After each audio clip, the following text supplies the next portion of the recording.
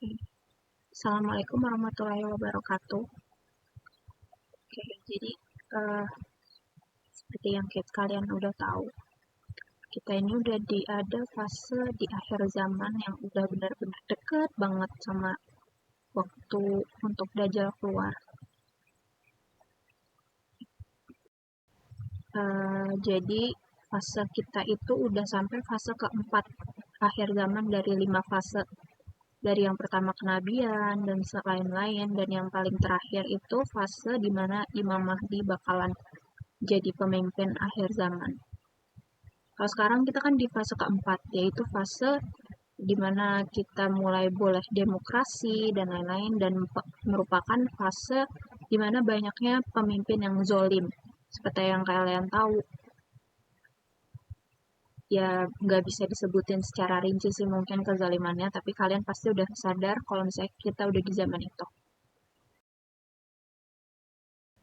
Bahkan sekarang pemerintahan bukan lagi hanya cuman memerintah satu tempat, tetapi sudah masuk dalam sistem elit global, di mana di sistem itu semuanya masuk dalam satu sistem yang mengontrol seluruh dunia, seperti World New Order.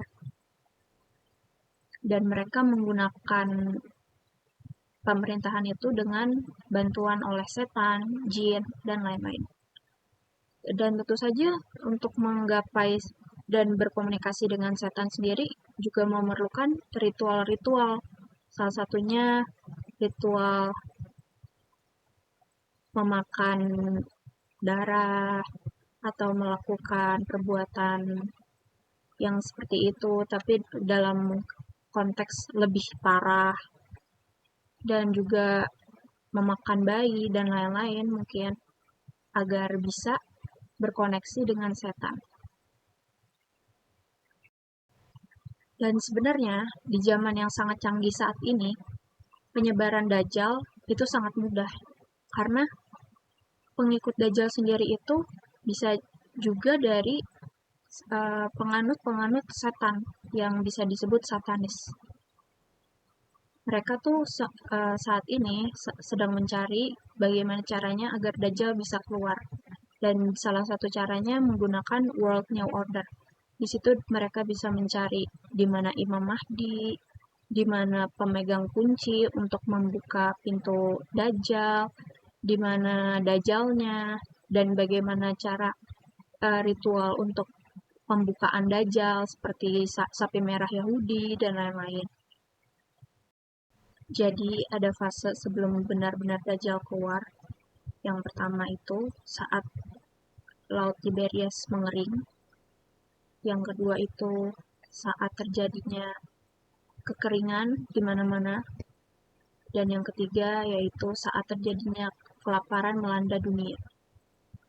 Dan sepertinya dua tanda tersebut, yang kekeringan serta kelaparan, sudah terjadi saat ini.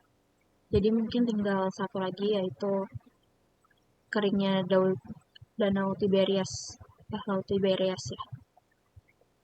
Dan tentu saja sebelum Dajjal asli yang datang, ada 30 Dajjal kecil penyebar fitnah. Dan 30 Dajjal kecil itu sebenarnya sudah keluar. Dan untuk yang Mesiah Yahudi, yaitu sebenarnya Dajjal, itu juga sudah keluar. Tetapi saya tidak bisa menyebutkannya, karena ini masih rahasia. Jadi apa aja sih ciri-ciri Dajjal sendiri?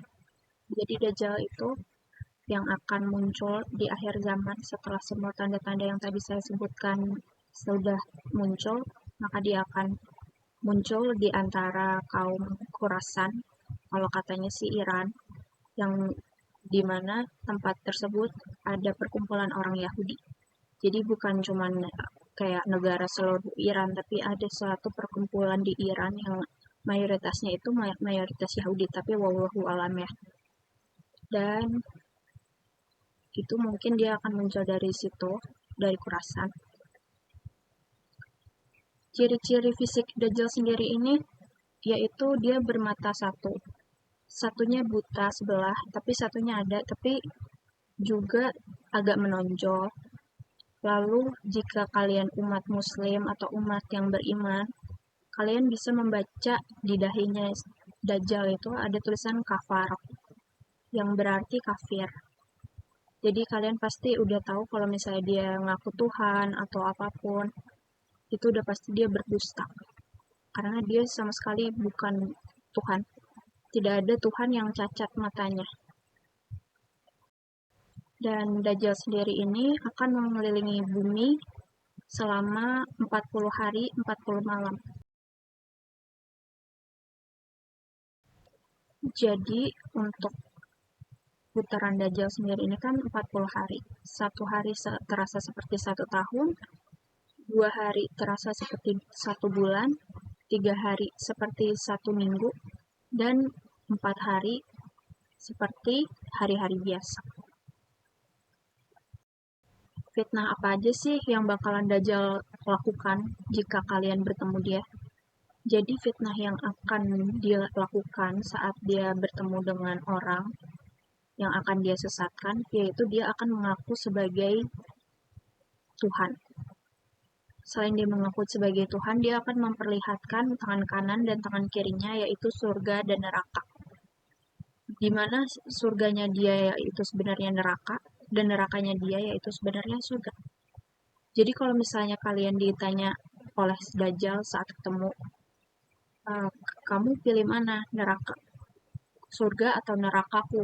Di surga itu dia akan tampakkan banyaknya air melimpah dan tanaman subur dan sebagainya, dan sebelah kiri yaitu neraka panas yang keraknya berapi-api seperti itu.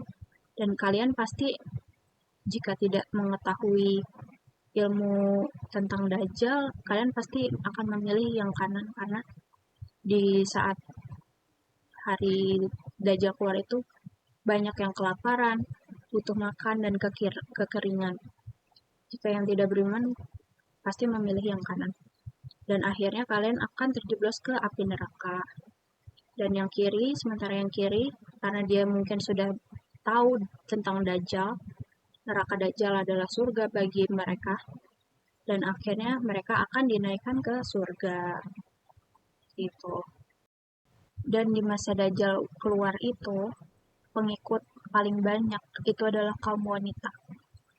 Karena wanita itu sangat mudah diperdaya, dirayu, dan diberikan hal-hal yang membuat dia senang seperti emas, seperti disanjung-sanjung, atau mungkin dia akan memperlakukan fitnah bagaimanapun, karena Dajjal itu sebenarnya tahu apa isi kepala wanita yang ia inginkan. Itu sihirnya juga, salah satu sihirnya.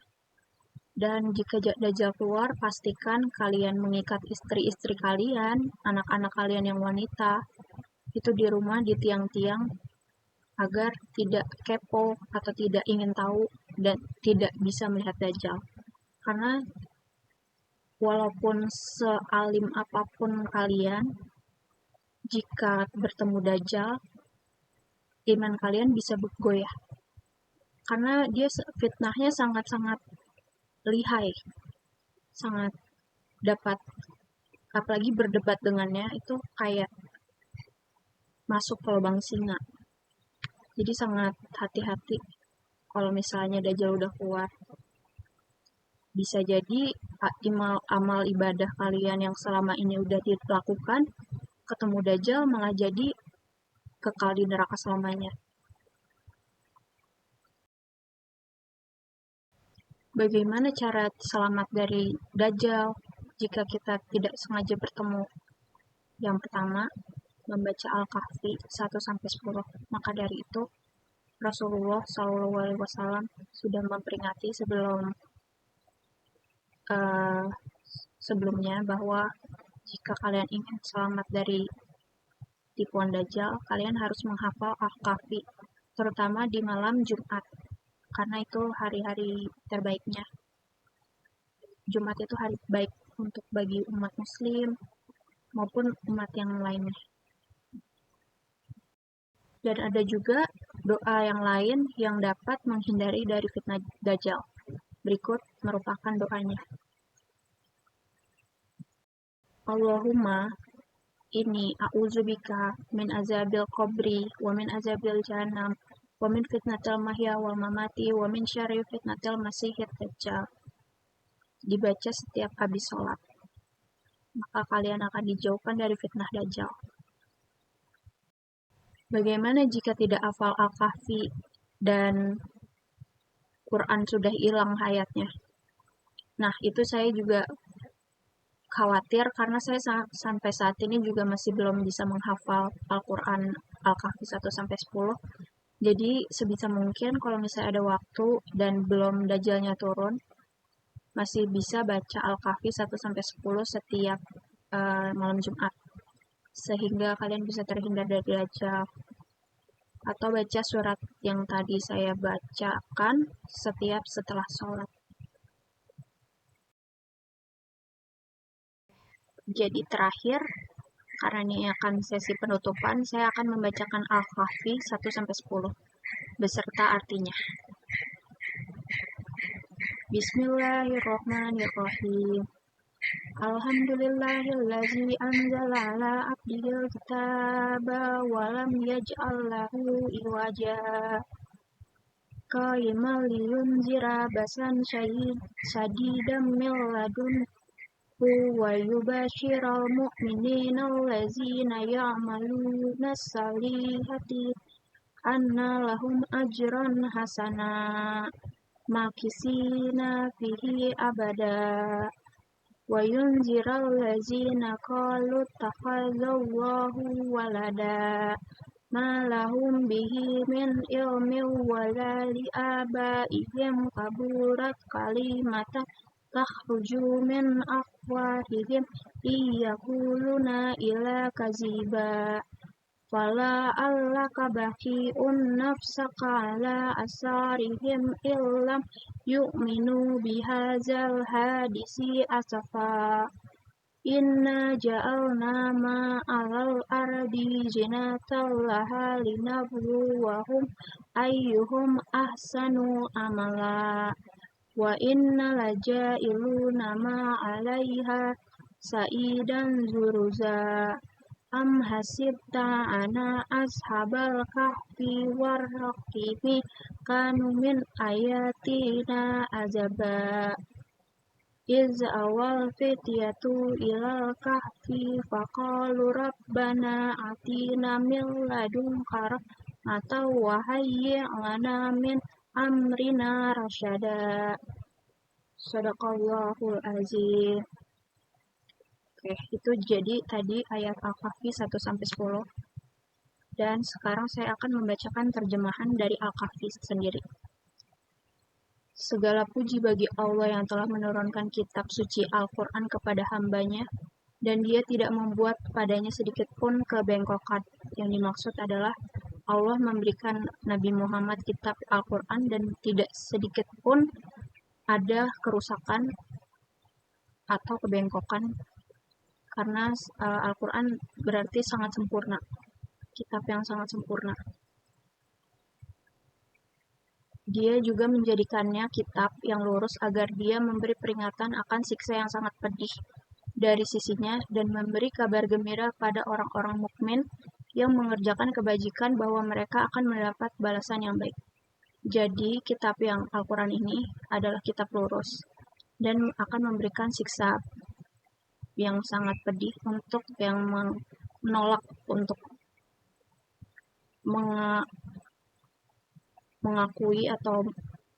mengakui Al-Quran, dan akan memberikan kabar gembira seperti pahala, seperti hal-hal yang menyenangkan untuk orang-orang mukmin yang bertakwa dan mengikuti Al-Quran.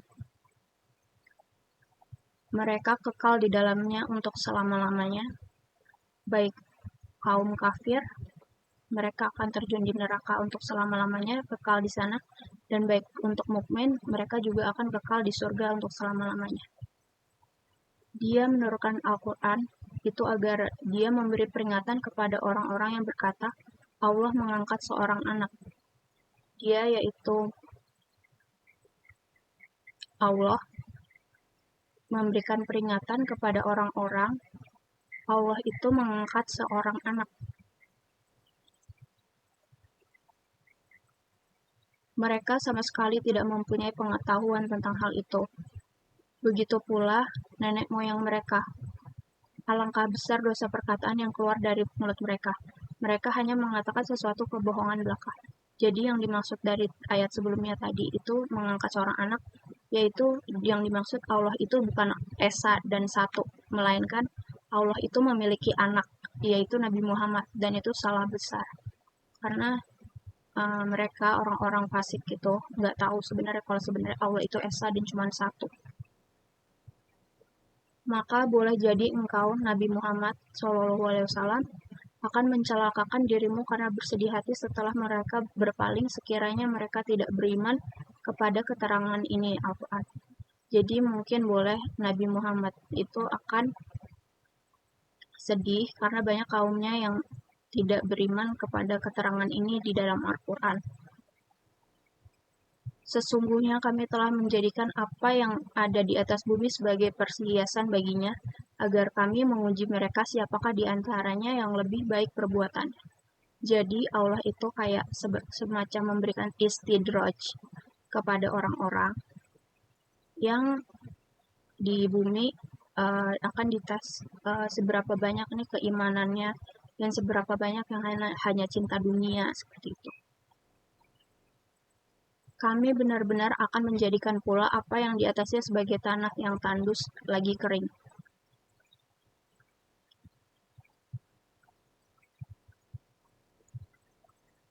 Apakah engkau mengira bahwa sesungguhnya para penghuni gua yang mempunyai rok yang benar-benar merupakan keajaiban di antara tanda-tanda kebesaran kami, yaitu pemuda-pemuda yang Ashabul Kahfi yang dia maksud, yang tertidur selama ratus ribuan tahun ya, kalau nggak salah.